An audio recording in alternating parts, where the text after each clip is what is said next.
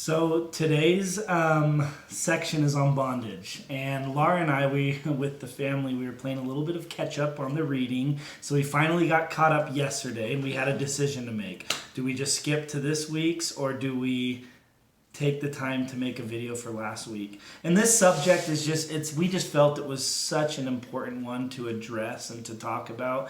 And so we're going back to last week to talk about the reading of Mosiah 21 through 24. And so just to kind of paint a little picture before we get into our discussion today. So we're talking about two people, the people of Alma and the people of Limhi.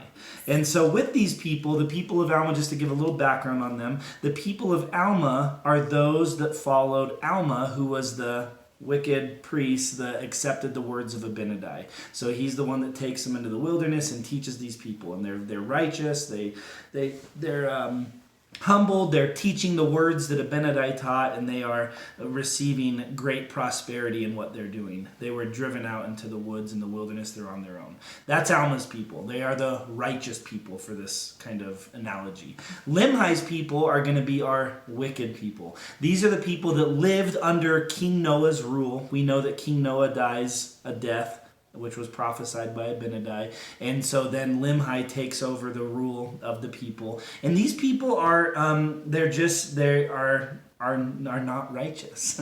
They are not choosing the ways of God. They came up thinking about the law of Moses, but they were rebelling against the teachings that the gospel brought forth. And they are, for the purpose of this analogy, are wicked people.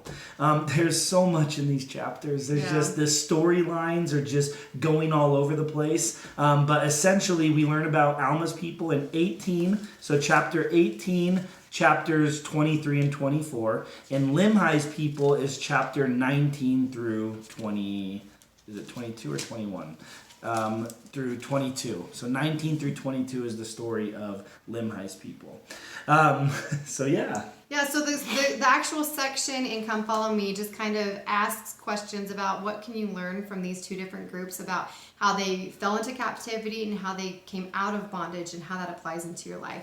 And so like Peter said, we kind of put them into the two categories, one of people who fell into bondage because of wickedness versus the others, who were righteous, but they still fell into bondage. And I thought it was interesting. I'm just going to say this, that I always wondered why they had to fall into bondage. Because they were righteous. They got out of there, before the Lamanites came. But Abinadi had prophesied that the people of Limhi, all of them, would fall into bondage. And even though those people left, they still had to fulfill that prophecy. And so the Lamanite army came up, across them in the wilderness and put them in bondage because of the prophecy of a prophet. And so it's just kind of cool to see how those prophecies prophesied by prophets come to pass. Like, they're from the Lord. And no matter where, they were in separate places, but it still happened. So I thought that was just kind of cool to see how that related to it. It also brings up a great principle that just because you're living righteously does not mean that you're going to escape some of the pains, the sorrows, and the negative experiences that happen in mortality. And so righteousness we always go to the example of Job, right? That's in almost every lesson when talking about righteous people that suffer, we go to Job. But righteous people are not going to necessarily be free of suffering, of bondage, and of trials. Yeah. So about what's the differences about the people? It was just interesting. Something that I came across that I thought was really interesting was that the people Limhi's people who went into bondage because of wickedness, they were very slow to cry unto the Lord. They tried to fight their way out first. They fought several times, the Lamanites, trying to fight and lean on their arm of flesh to get out of the situation, and they just kept getting beat over and over again. And it wasn't until they finally became humble and cried unto the Lord and did these things to start being humble and turn to God that they were their burdens were eased and they were eventually brought out of captivity. But what's interesting about it is the way that they were brought out of captivity was more through the arm of man rather than directly from God. So if you see, like, for example, the God, He softened the hearts of the Lamanites. Once the people were humbled, he softened the hearts of the Lamanites to ease the burdens which were on them.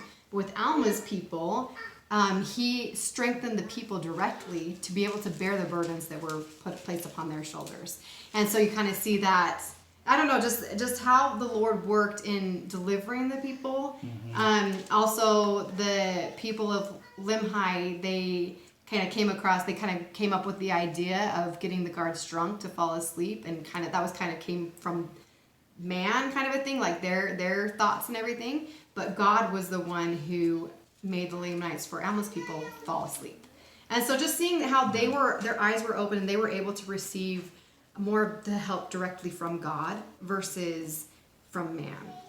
So the key to being released from bondage, it does make sense. The key to being released from bondage is humility.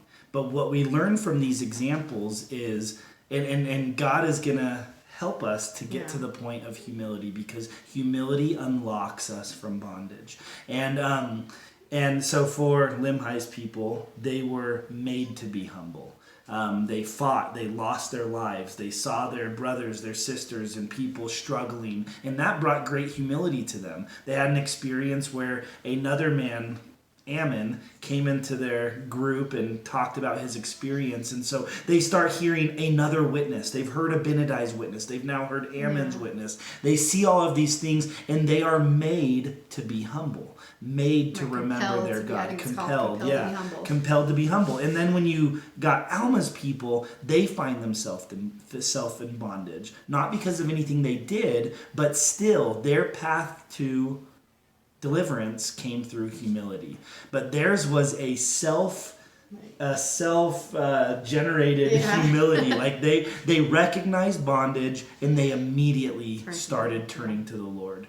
And Laura, we kind of discovered this together. She mentioned it, but I want to talk about this point a little bit more. Is with the deliverance of these people, and we'll talk about those stories, which are kind of fun stories. But the deliverance of Limhi's people, it came through flesh, it came through man, it came through certain people coming in, ideas like we need to offer them alcohol, and then there was all these like ideas, very like the Lord was still involved, inspiring people, but these people's deliverance path was less God-filled.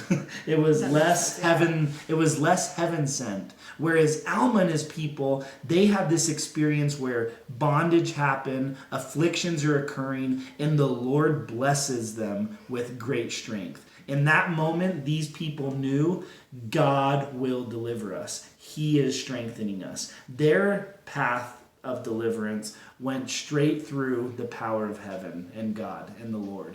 And we didn't really come to like a concrete reason why, and maybe you can kind of ponder that kind of idea. Why in both of these paths of deliverance is one more heaven felt and more God connected? I feel like they're more connected to God type of thing versus they still got to that point, but I feel like, I don't know, maybe the blindness of their spiritual eyes kind of like, because got them there, but like in both stories, it's almost like one is very miraculous and the other one is very like, that worked out nice. And because like with the people of Limhi, they were inspired to deliver alcohol to the guards, which caused them to go into a deep sleep. And that allowed the people to escape the city as they were drunken and put to sleep and not able to keep them in bondage. Whereas the people of Alma, they're one night praying and just hoping to be delivered, and God creates a deep sleep to come amongst the guards. And they are able to escape, similar to Limhi's people, but through the miraculous means of a God-sent miracle. And it's just kind of cool. And I don't know if I know a real reason why, but God to his righteous people will reveal his face, will reveal his arm. And why that is, I don't completely know. I do know that we are held accountable to the light that we receive, and I'm sure that plays into it, that he knew these people walking the path of righteousness could see the glory of God and continue to live according to his commandments. And so it's just kind of interesting that the grace of God is around all of us, but for his righteous people, for his covenant people, these people were making covenants, right, being baptized, he revealed himself to them in a miraculous way. Yeah, but I think it is cool to see how either way, wherever we are technically, like He's still there, and he's still intertwined in our lives and still guiding and leading us. I mean, we might not see it the same way as somebody else, but he's there. And I think that's just really cool how we will be delivered from all of these. And particularly in our lives, it's just cool with this story because these people, I love this, I wrote this down. They were in bondage in many different ways. They were intellectually in bondage, financially, spiritually, and physically. Like, that's what we deal with today as well. All those different categories, they were in that as well. And so as we look at these principles in things that they did in their bondage and apply it to our lives, we can have the surety and the trust in God that he will deliver us eventually at his, in his timing and in his way, depending on where we're at and what we need, but that it will happen. We want to end with one verse of scripture. This is, we talked about Ammon kind of coming into the picture. And we didn't want to talk too much about Ammon because his story was in previous readings. But this, just in reference to bondage, I want to share this verse of scripture because Ammon was teaching the people of Limhi. They heard it from Abinadi, they heard it from Ammon. And I just think this is this kind of brings the whole lesson home for us. And so we're going to read this quickly. It's verse 33 of chapter 7 in Mosiah, and Ammon taught this principle. But if ye will turn to the Lord with full purpose of heart, and put your trust in him, and serve him with all diligence of mind, if ye do this, he will, according to his own will and pleasure, deliver you out of bondage.